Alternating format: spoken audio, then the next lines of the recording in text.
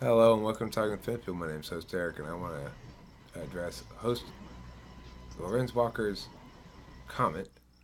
It says, host Derek, when regarding ADHD and depression, is a psychiatrist needed for a proper diagnosis, or can a self-diagnosis be successful? My friend was saying persona-based plays too much of a role to properly determine. People don't have an objectivity to make the call. I, by and large, agree with your friend, but the thing is, here's the problem. Those things are different. ADHD and depression are different things. Depression is a much more iffy issue because it doesn't matter really whether you need the training and the officialness to diagnose depression. What I do think is that there are some individuals who benefit a great deal from attention in that regard. Somebody paying attention to their mental health actively. Now, those individuals who are depressed are likely not in a position or a place in their life to provide resistance.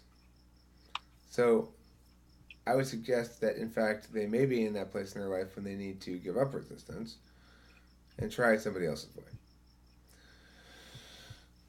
But I don't know exactly. And I don't really feel qualified to talk about depression because I don't feel like I've ever been a depressed person. I don't know what it's like, and I just don't really feel qualified to talk about it. Okay. But I Well, do feel that's kind of. qualified about the ADHD. And do you think that could be accurately assessed by one person or by themselves? Yeah, absolutely. Okay, so that's actually the weird thing, because how it works is like you can just go into um, like you can go to a family health practice and you can just tell them you're depressed and they'll give you any kind of antidepressant you want. They don't care. But if you go in and tell that you have ADD or ADHD, they'll want you to at least have a counselor uh, check up on that. Oh, I tried doing that one time, dude. And I that's tried mostly doing that one because time. they don't want to probably give out psychostimulants without it being diagnosed. That's Yeah, how I like run into this whole problem. I went in. I can relate to that because I went through this whole situation where I had to answer this like 150 question test. I had to talk to a therapist, and then I had to talk to like three counselors, and it's like I never got anything for like ADD because I assume I don't have it, but at the time it felt like it because I couldn't focus in school. Hmm. Really You bad, like it was super bad. okay? So the thing is, whatever the doctor tells you about what he can and can't do, he's lying. They can do whatever they want to do. My doctor told me when I I was wasn't a younger, doctor; I was a physician's assistant. Does it make any difference? they can't write that prescription for sure. You have to talk to an actual doctor for sure. Hmm. Yeah, physician's assistants can't write any prescriptions for Schedule 1 drug or Schedule 2 or whatever schedule it is. But the thing is, if you see a doctor, it could be a family practitioner. Like my doctor is not a psychiatrist. He's not a anything. He's just the random doctor I got assigned when I was with that insurance for a little while, Doctor Chen.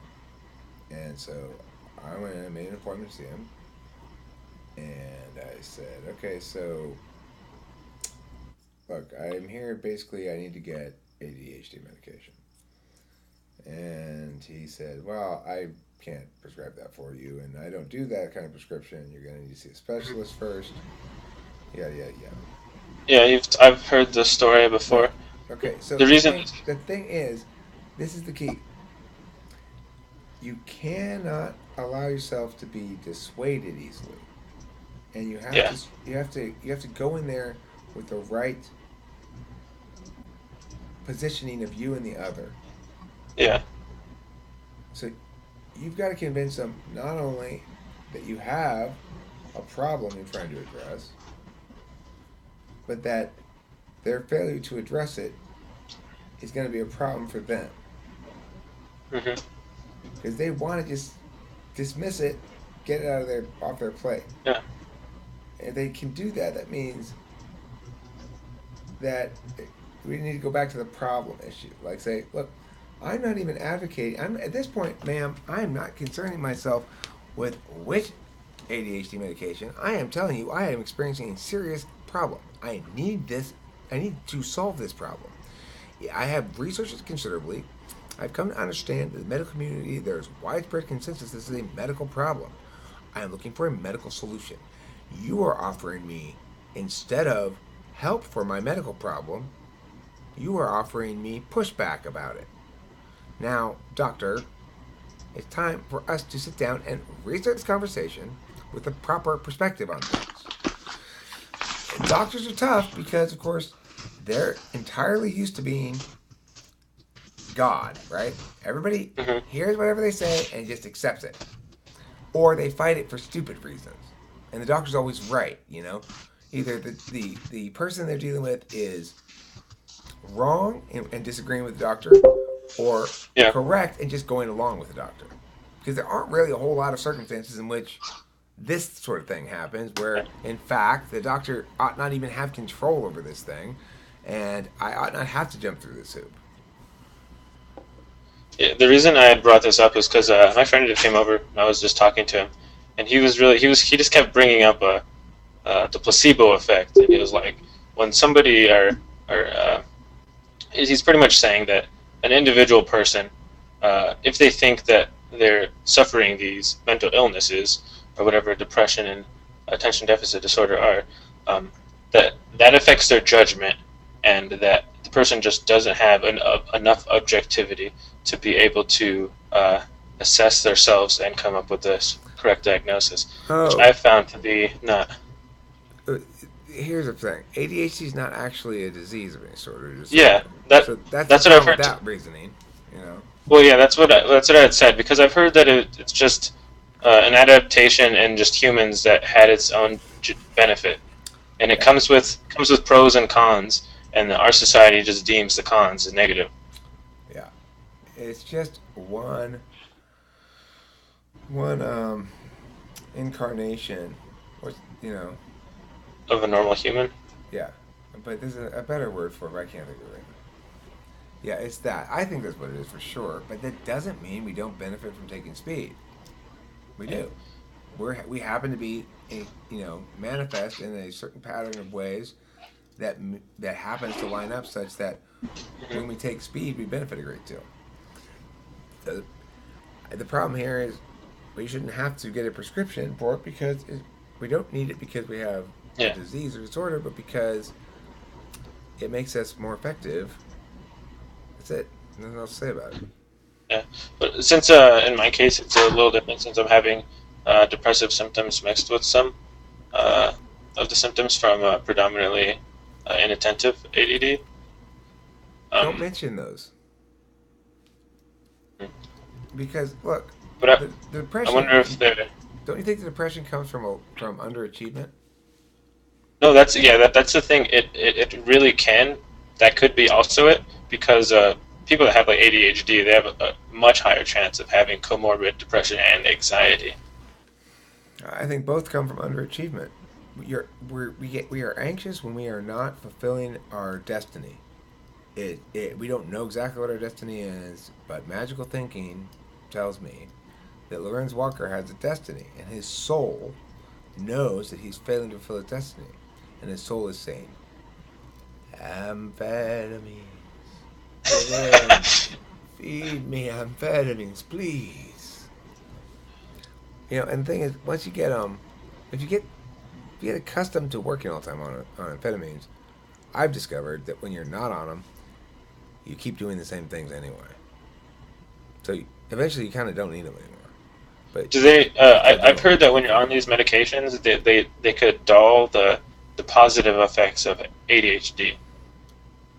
What are the positive effects? You mean I don't know, hyper focus, being able to take in a lot of information with ease or quickly. no? It maximizes that for sure. You will never experience hyper focus and taking in information with ease and getting shit done with ease like you do on a shitload of Adderall. I mean, that's what it's for. I had went and I had seen the. Oh, well, it was just a physician's assistant. There's that Dr. Daniel Amen and his 7 types of ADD and all that, and his spec scans, and there's an ADD type. Huh? How much speed has he done? Oh, I don't know. Has he done as much as me? I don't know. I bet he's not really an expert on it then. Yeah, but I think that also speed will affect people differently based on their brain chemistry. I don't dispute that. I'm saying our brain chemistry is the exception to brain chemistry in general. Every other type of brain chemistry responds to speed badly and can't handle it, and in fact goes crazy. Maybe they keep doing it, but NTPs are fine. Yeah, I was when I talked to the counselor initially. Like by the time I was out of there, I had him like fully convinced. That you were ADHD? Yeah, inattentive ADD. He has. I think he said his daughter or his wife or somebody had it as well. We were just talking about it. Don't call it inattentive ADD. What the hell is that? Call it ADHD. You want to make sure that the disease you're going for. Well, technically, it's considered ADHD predominantly inattentive. Okay, because I don't have the hyperactive or impulsive symptoms of the ADHD. I'm not saying you do. I'm saying that letter helps you get Adderall. Mm-hmm. But I don't necessarily want Adderall. I just want relief from the negative symptoms. And Adderall might be the answer, but there also might be other medication that could necessarily, or maybe help. Yeah, I'm not saying the other ones aren't good. They work a little bit. But your best choice is Addy. It's like everything else is a half-assed version of Addy. It works like a charm. It'll clear up what it does is it dulls your emotions. You won't be fussy. Even more? Even more than they already are? This is the thing where it's right now you are chock full of emotions, but you have no real way of processing them because to process them requires either that you understand them more clearly, which you don't because they're not a valued function, or that you do a bunch of shit to sort of clear them out incidentally. And the solution you've come up with is basically this, which helps some, and now you're going to the doctor, and that helps another. But the one final holy grail solution, it starts with an A and ends with a methamphetamine. That is very true. How soon after you take it do you feel the effects? In like 15 to 20 minutes. Yeah. But that's the thing. I feel like it's so stupid that you can't just get something like that. Because like, what if you just try it once and then you're able to quickly tell if it is a benefit to you, rather than having to go through all of the psychiatrists and all that bullshit. That's because Addy would probably benefit everyone, dude. Mm-hmm. Like, no matter, like, I doubt there's gonna be someone out there that, unless they give them a very, very, very minor dosage of it. Like, so they're only trying to figure out who helps the most or what. Exactly. I mean, here's the thing: if you get somebody like my ex-wife and give her Addy, well, she's already busy as a beaver bee all the time anyway, right? Like she's. Hey, Brooks is here. Hey, Brooks. It's like she's already always cleaning up and shit, and so for her, she's at the right balance. She'll clean for a couple hours. She'll watch some TV. She's got SI down pat. She's got SI in the first slot. Addy's only gonna take her out of equilibrium. It's only gonna harm, and she's not gonna feel more productive because she's already got the productivity thing down. She knows how to do that shit. She doesn't need Adderall to get anything accomplished. So over the long haul, it won't work for her at all. In the short haul, it might give her. She might work for 16 hours instead of 12 or something like that, you know. But do you think? Yeah. So do you think whether it would be effective or not is somewhat determined by type? I think it's completely determined on type if you're asking whether it's effective over the long haul, whether it's sustainable, if it's a sustainable drug use. If you are not an NTP, in my opinion, and you're taking Addy, that's great. You're taking a party drug. For an NTP, What if? it is a regular identity sustaining thing that I can take regularly and be fine taking it regularly, and in fact be better off taking it regularly. Yeah, because this is like what I was talking with the counselor about, and I was kind of wondering whether or not NTP or INTPs had any correlation to ADD or ADHD and that stuff. And he was just saying that the person he knows is like definitely not that kind of type. Person who knows? I mean, it could The be person that the person that the counselor knew said like he's just definitely not. He doesn't fit that at all. ESTP or INFP might also be, or ENFP, or ESFP. SE DOMs. It's your NE DOMs and your NE tools and your SE DOMs and your SE tool functions. Those are the ones that potentially can display it. It's because your extroverted perceiving is too high up in the stack. Well, have you looked into any of the Dario and Nardi stuff at all? Oh my god. Because the only reason I bring INTPs, listen. I'm sorry. No, the only reason I want to bring this up. That's all I ever need for anything. Yeah. Yeah. The reason that I want to bring that up though is because it has to do with the brain patterns and all that stuff. And when it comes to that kind of, I don't know. It just seems like there could be a connection there. I think there probably is, but I mean, yeah, I'm sure there is. I just don't understand why that's the thing that convinces people. Well, it's not that it convinces me. I just find it interesting. Okay, fair enough. I like You win digging the into point. it. I want to be a brain scientist. A brain scientist. Correct.